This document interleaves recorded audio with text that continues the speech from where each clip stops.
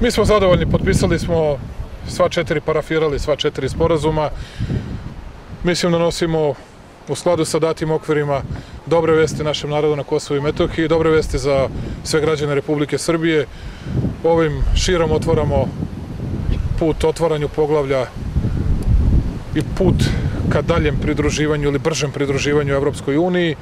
Sa druge strane, mislim da smo, rekao bih, dobre sporazume za naš narod postigli. Kada o tome govorim, pre svega sam zadovoljan činjenicom da se konačno formira zajednica srpskih opština i ono o čemu smo pričali, pominje se i zakon o civil servant, o državnim službenicima. Ono na čemu smo mi insistirali, ostali smo istrajni, bit će naravno još mnogo muka u pregovorima oko statuta zajednice srpskih opština, ali evo danas ovim parafiranjem mislim da je utemeljeno i utaban put za stvaranje zajednice srpskih opština koja će imati i svog predsednika i potpredsednika i svoju skupštinu i svoj savet i svoj grb i svoju zastavu.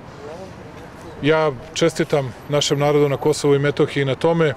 U skladu, ponavljam još jedanput, sa datim okolnostima, mislim da smo dobre rezultate postigli.